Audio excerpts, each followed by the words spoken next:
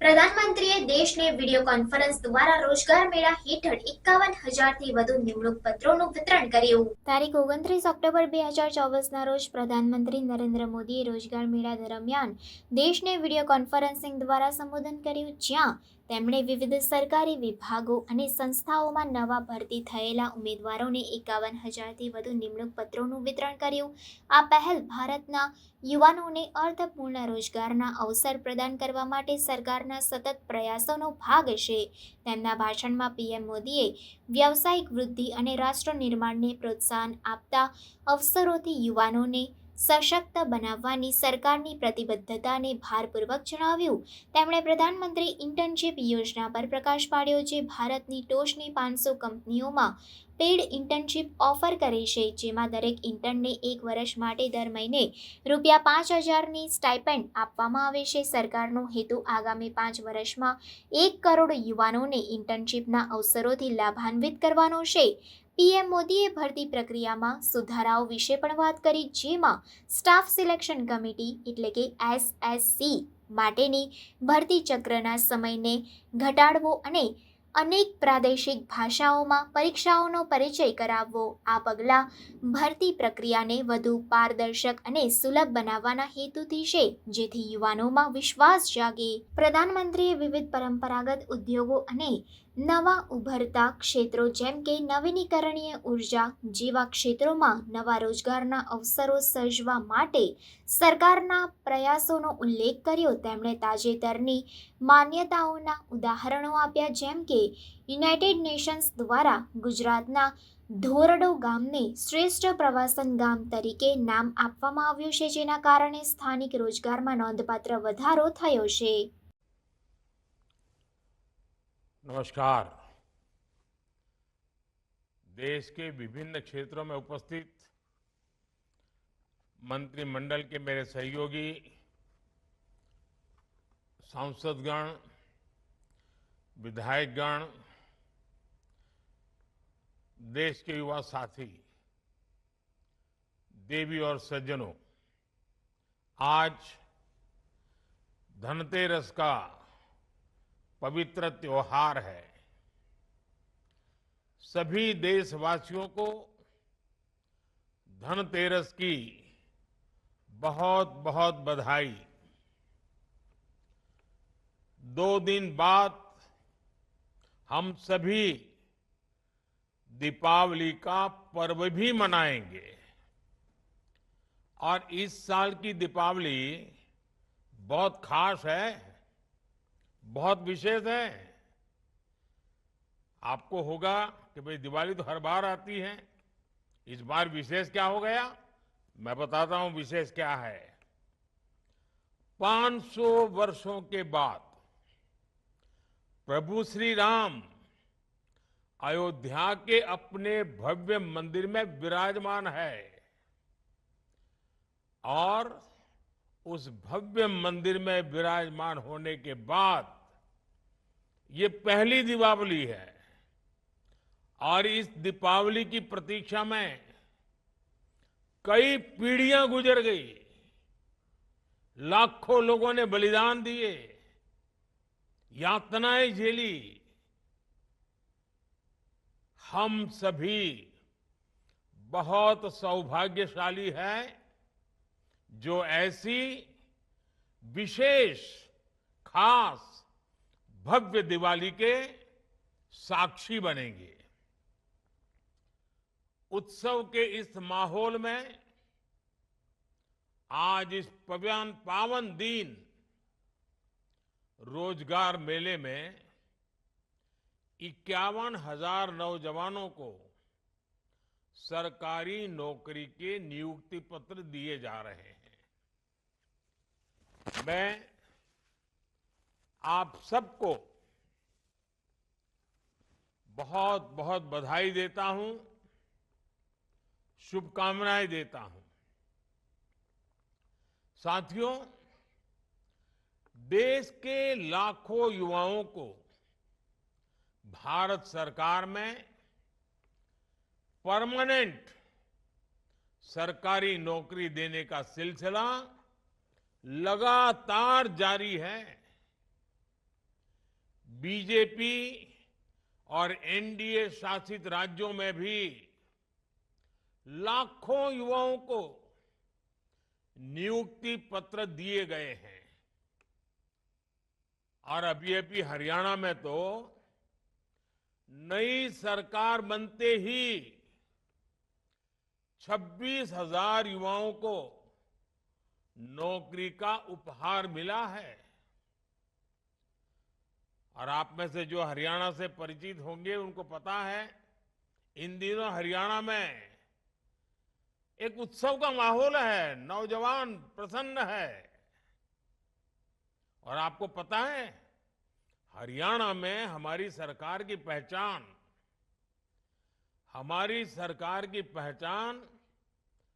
विशेष पहचान है। वहां की सरकार की पहचान है, वो नौकरी देती तो है, लेकिन बिना खर्ची, बिना पर्ची वहां नौकरी देती है। मैं आज हरियाणा सरकार में नियुक्ति पत्र पाने वाले 26,000 नौजवानों को भी विशेष बधाई देता हूं। हरियाणा में 26,000 और आज इस कार्यक्रम में 51,000।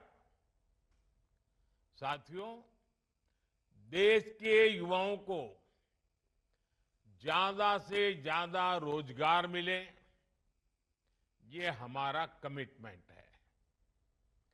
सरकार की नीतियां और निर्णयों का भी रोजगार सृजन पर सीधा प्रभाव होता है। आज expressway, highway, road, rail, port, airport, fibre line बिछाने का काम, देश के कोने कोने में मोबाइल टावर लगाने का काम, नए नए उद्योगों का विस्तार, देश के कोने कोने तक, कोने कोने में हो रहा है। नए इंडस्ट्रियल शहर बनाए जा रहे हैं। पानी की पाइपलाइन, गैस की पाइपलाइनें बिछाई जा रही है। बड़ी संख्या में स्कूल, कॉलेज, यूनिवर्सिटी खोले जा रहे हैं। इंफ्रास्ट्रक्चर पर पैसे खर्च कर सरकार लॉजिस्टिक्स की लागत कम करने की कोशिश कर रही है। इन सारे कामों से देश के लोगों को सुविधा तो मिल ही रही है, लेकिन साथ साथ करोड़ों की संख्या में रोजगार के भी नए मौके बन रहे हैं। साथियों, अभी कल ही मैं वडोदरा में था। वहां मुझे डिफेंस सेक्टर के लिए एयरक्राफ्ट बनाने वाली फैक्ट्री का उद्घाटन करने का अवसर मिला। इस फैक्ट्री में हजारों लोगों को प्रत्यक्ष रूप से रोजगार मिलेगा, लेकिन नौकरी के जितने अवसर तैयार होंगे, उससे कहीं ज्यादा एयरक्राफ्ट के लिए जो स्पेयर पार्ट चाहिए, वो स्पेयर पार्ट बनाने के लिए बहुत सारे छोटे छोटे छोटे कारखानों की जाल जरूर बनेगी। बहुत सारे छोटे छोटे कारखानों से उसको बना करके सप्लाई किया जाएगा। ये पार्ट्स देश के कोने कोने में हमारे जो एमएसएमई है ना, वो बनाएंगे। नए एमएसएमई आएंगे। एक एयरक्राफ्ट में 15 से 25 हजार तक छोटे बड़े पुर्जे होते हैं, पार्ट्स होते हैं। यानी एक एक फैक्ट्री की डिमांड पूरी करने के लिए देश भर की हजारों छोटी बड़ी फैक्ट्रियां सक्रिय रहेगी। आप सोच सकते हैं कि इससे हमारी एमएसएमई इंडस्ट्री को कितना फायदा होगा, उनमें रोजगार के कितने मौके बनेंगे। साथियों, आज जब हम कोई योजना लॉन्च करते हैं तो हमारा फोकस सिर्फ लोगों को मिलने वाले लाभ पर ही होता है, ऐसा नहीं है। हम बहुत बड़े दायरे में सोचते हैं, बल्कि हम उसके माध्यम से रोजगार सृजन का पूरा इकोसिस्टम भी डेवलप करते हैं। जैसे पीएम सूर्यघर मुफ्त बिजली योजना। अब यूं तो लगता है कि अब लोगों को मुफ्त बिजली मिले, इसके लिए योजना आई है, लेकिन उसकी बारीकी में जाएंगे तो क्या दिखेगा। अब देखिए, पिछले 6 महीने में 1.25 करोड़ 1.5 करोड़ करीब करीब लोगों ने, ग्राहकों ने इस योजना के लिए अपना रजिस्ट्रेशन कराया है। 9,000 से ज्यादा वेंडर्स योजना के साथ जुड़ चुके हैं, जो ये फिटिंग का काम करेंगे। 5 लाख से ज्यादा घरों में सोलर पैनल लगाए जा चुके हैं। आने वाले दिनों में इस योजना के तहत एक मॉडल के रूप में देश के अलग अलग कोने में 800 सोलर विलेज बनाने की तैयारी है। अब तक 30,000 लोगों ने रूफटॉप पर सोलर इंस्टॉलेशन की ट्रेनिंग ली है। यानी इस एक योजना ने मैन्युफैक्चरर्स, वेंडर्स, असेंबलर्स और रिपेयरर्स के लिए रोजगार के लाखों नए अवसर तैयार कर दिए हैं। पीएम सूर्यघर मुफ्त बिजली योजना से देश में रोजगार के लाखों नए अवसर बनने जा रहे हैं।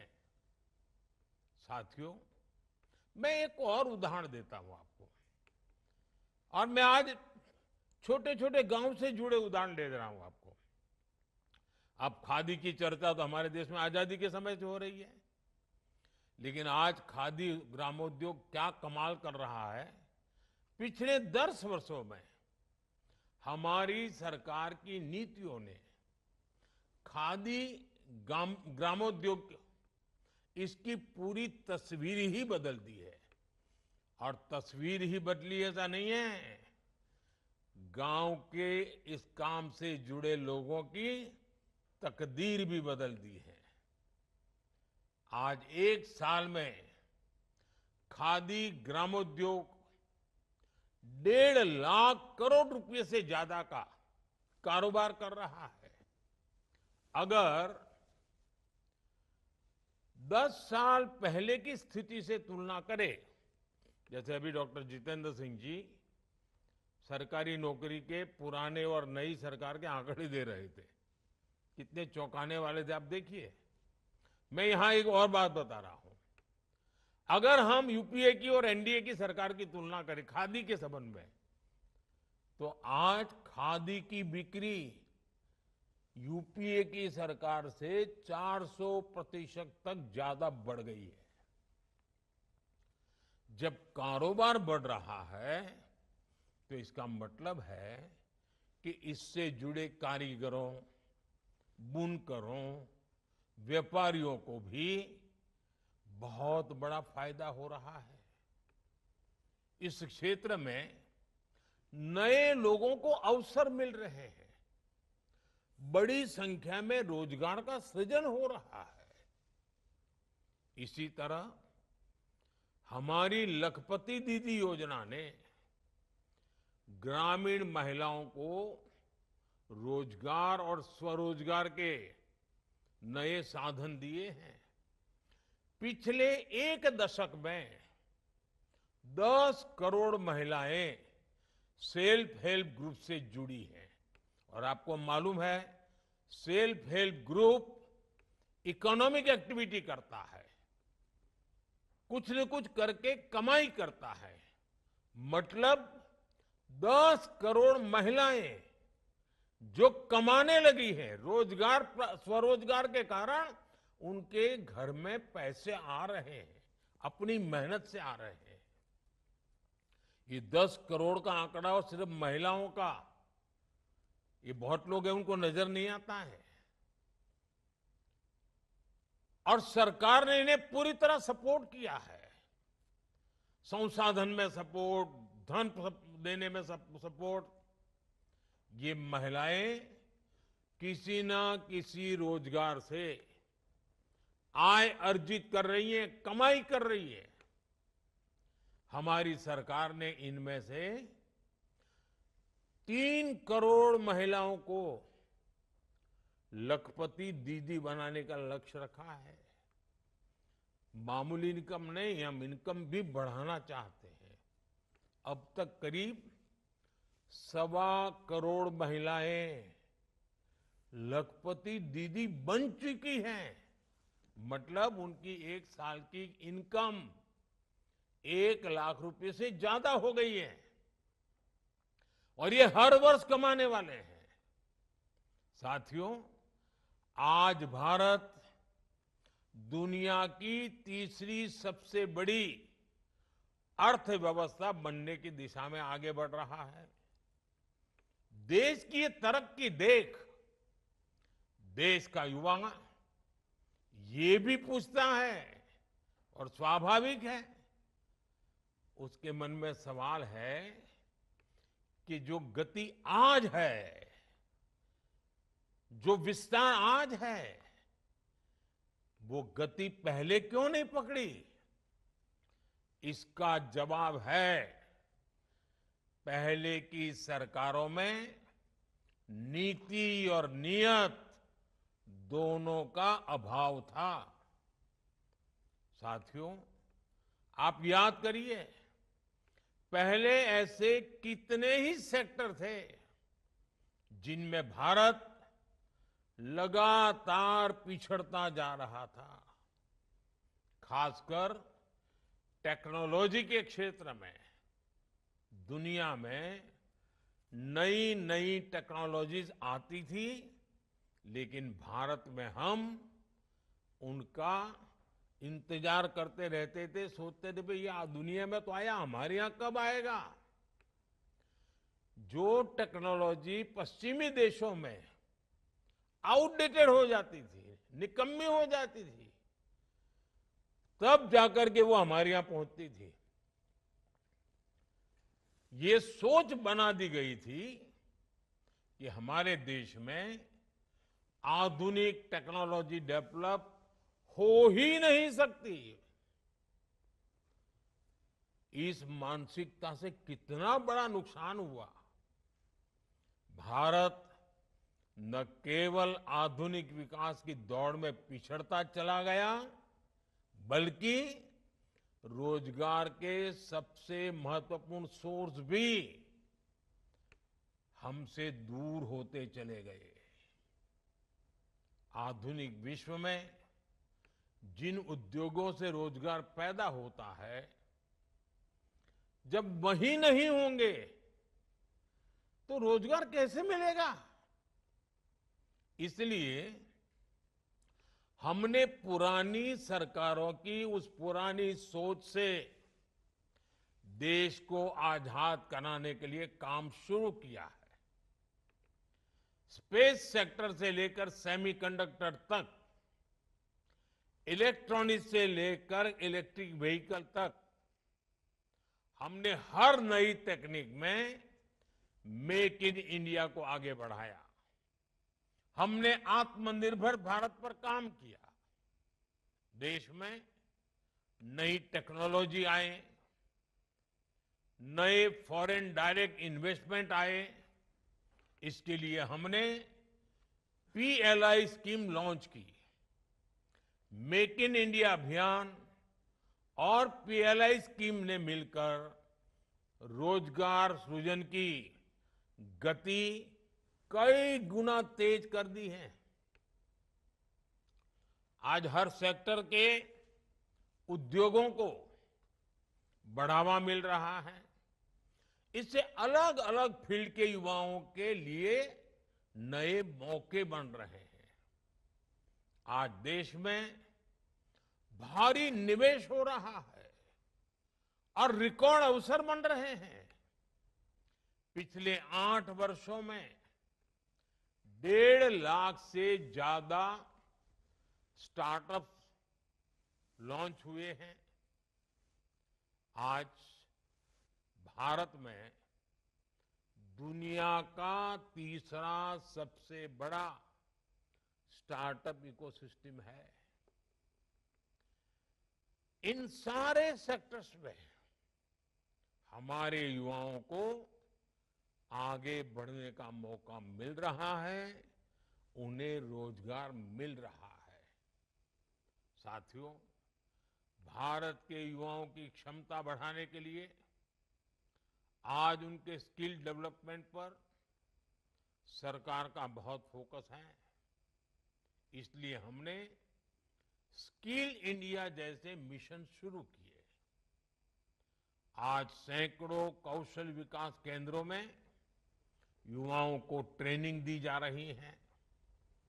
हमारे युवाओं को एक्सपीरियंस और अपॉर्चुनिटी के लिए भटकना न पड़े, हमने इसकी भी व्यवस्था की है। प्रधानमंत्री इंटर्नशिप योजना के तहत भारत की टॉप 500 कंपनीज में पेड इंटर्नशिप का प्रावधान किया गया है। हर इंटर्न को 1 साल तक 5,000 रुपया प्रति माह दिया जाएगा। हमारा लक्ष्य है कि अगले 5 वर्षों में 1 करोड़ युवाओं को इंटर्नशिप का अवसर मिले। इससे युवाओं को अलग अलग सेक्टर्स में रियल लाइफ बिजनेस एनवायरनमेंट से जुड़ने का मौका मिलेगा।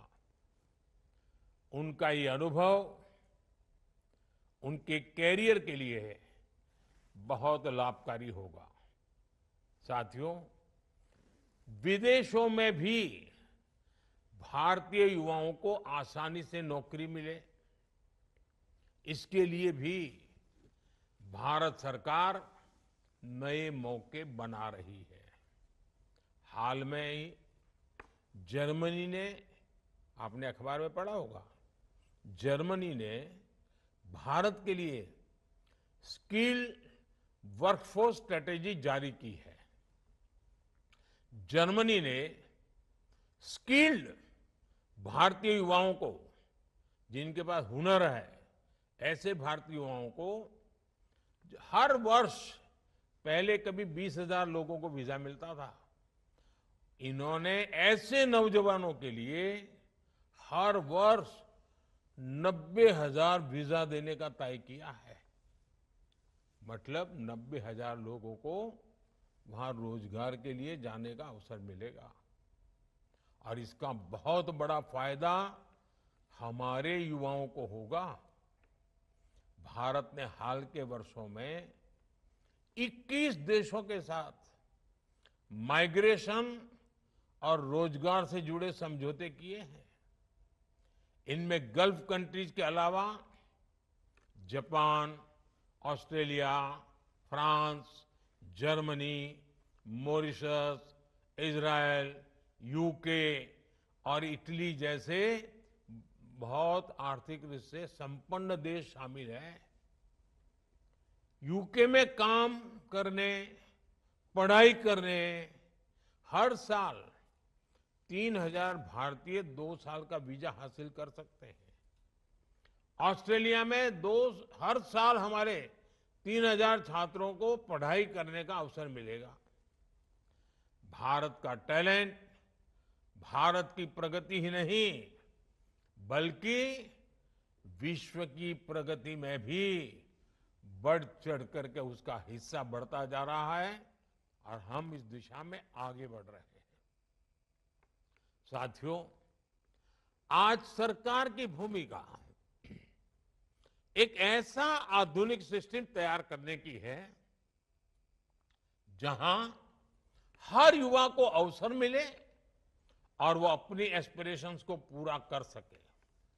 इसलिए आप चाहे जिस पद पर हो, आपका लक्ष्य यही होना चाहिए कि युवाओं को, नागरिकों को ज्यादा से ज्यादा सहूलियत मिले।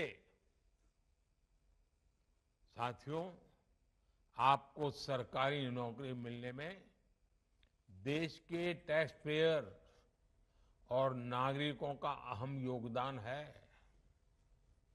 हम अपने नागरिकों की वजह से हैं, हम जो कुछ भी हैं देश के नागरिकों के कारण है।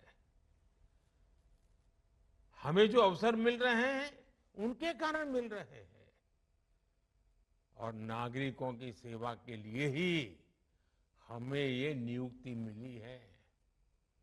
बिना खर्ची, बिना पर्ची, ये नौकरी का जो नया कल्चर है ना, हमें भी ये कर्ज चुकाना है नागरिकों की सेवा करके,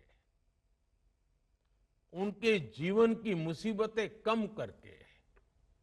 और हम किसी भी पोस्ट पर क्यों ना हो, हमारा दायित्व तो कोई भी क्यों ना हो, चाहे पोस्टमैन पद का पद हो या प्रोफेसर का, हमारा काम देशवासियों की सेवा करना है, गरीब से गरीब की सेवा करना है। दलित हो, पीड़ित हो, आदिवासी हो, महिलाएं हो, नौजवान हो, जिसकी भी सेवा करने का मौका मिले, हमें उसे अपना भाग्य मान करके देशवासियों की सेवा करनी चाहिए।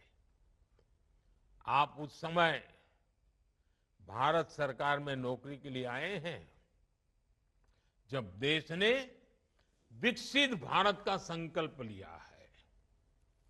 इस लक्ष्य को पाने के लिए हमें हर सेक्टर में बेहतर प्रदर्शन करना होगा और ये आप जैसे नौजवान साथियों के बिना संभव नहीं होगा।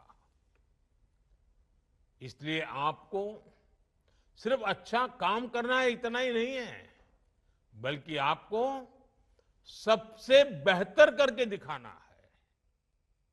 हमारे देश में सरकारी कर्मचारी ऐसे होने चाहिए जिनकी मिसाल उदाहरण के रूप में दुनिया भर में उनकी चर्चा होनी चाहिए। देश को हमेशा हमसे अपेक्षा हो बहुत स्वाभाविक है और आज जब एस्पिरेशनल इंडिया का वातावरण है तो अपेक्षाएं जरा ज्यादा भी है, लेकिन वो अपेक्षाएं भी हमारी अमानत है।